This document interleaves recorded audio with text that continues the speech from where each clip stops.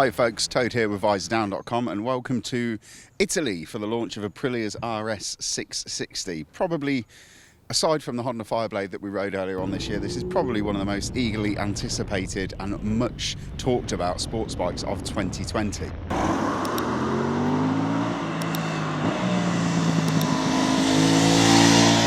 Very quickly, what is it? Well, it isn't a full-on traditional supersports machine that we know of, the 600cc screamers that produce 140 brake horsepower, and it's not a Ninja 650 or a CBR 650 at the other end of the scale. Aprilia have pitched it somewhere in between.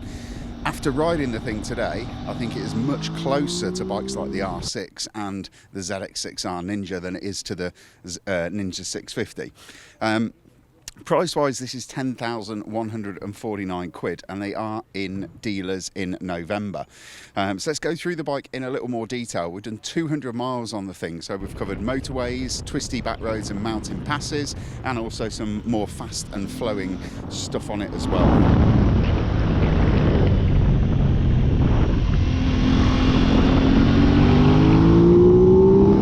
The first thing I need to talk about is the real heart of this bike, which is that engine. It is effectively the RSV4 engine with the rear bank of cylinders lopped off, giving it a 660cc capacity.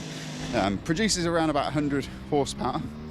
And it is a very torquey, very usable and very lovely sounding motor. This is probably the best sounding parallel twin that you can actually go out and buy. It is absolutely awesome on that respect.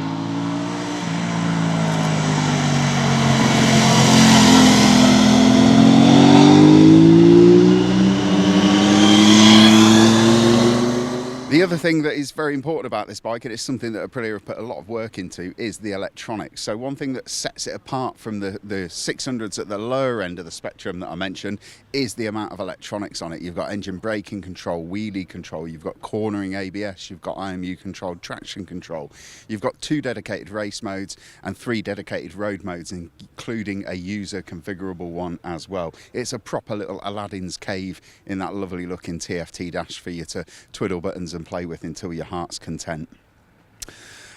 Talking about the suspension, the handling as well. So we have got Kayaba forks on this and a Sachs rear shock. We've got Brembo brakes front and rear.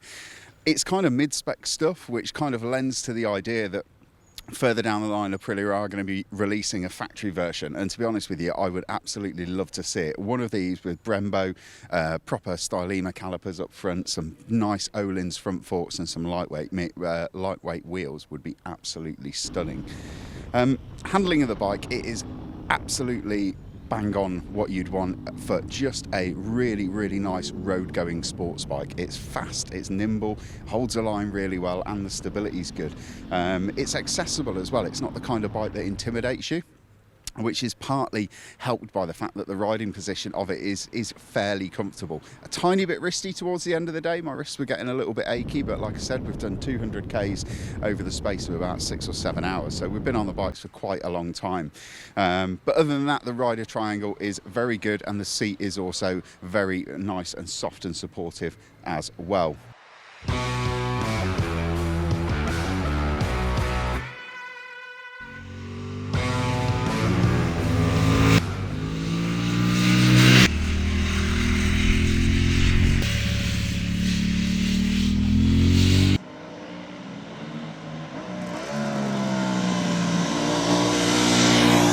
So just a few sort of random thoughts on this bike.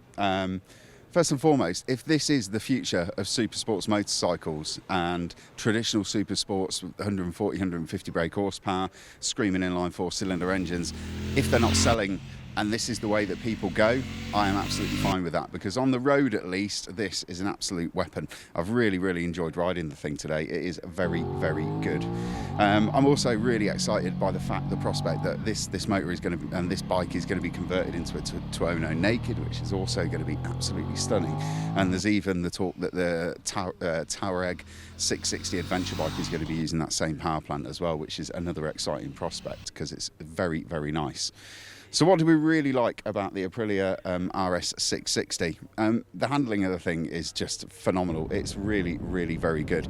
If you're looking for pure track focus, there are probably better bikes at the higher end of the 600 Supersport spectrum that would just beat it on track. But on the road, this is everything you need. I mean, put it into perspective, we had a guy on an RS4 who works for Aprilia riding with us, and he was pushing pretty hard and he wasn't getting away, so it is very good in that respect.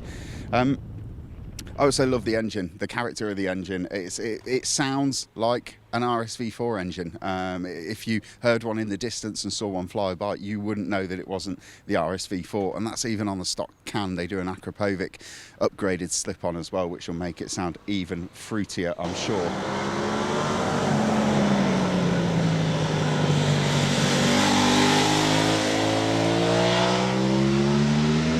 It's not all great news though. There are a couple of glitches I need to talk about. The throttle connection in the very initial opening, I found it a little bit jerky on some of the hairpin bends that we were riding today. And also the quick shifter. Every now and again there's a tiny little delay when you're shifting up or down the box. It's nothing terrible, you could probably live with it, but if you're paying £10,149, it's just something that could be refined. That said, these are pre-production models that we've ridden today. They're not full production, and I've been told by Aprilia they are going to be ironing those problems out before the bikes hit the dealers.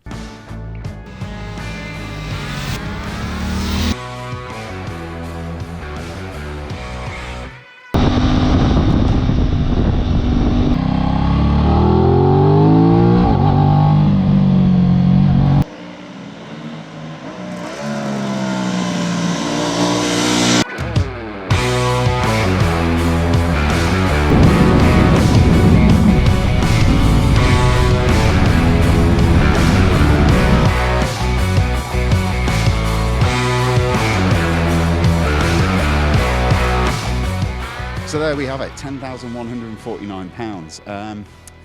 So it's about £2,000 more than the CBR 650R. It's about £3,500 more than the Ninja 650, but it's a bit less than both the R6 and the ZX6R Ninja. And if you're the kind of person that doesn't really ride on track and you're into your super sports bikes, I would definitely recommend giving this thing a try, because I don't think you're going to be disappointed. There's going to be a full review going up on Visordown very soon. Thank you very much for watching. Cheers, folks.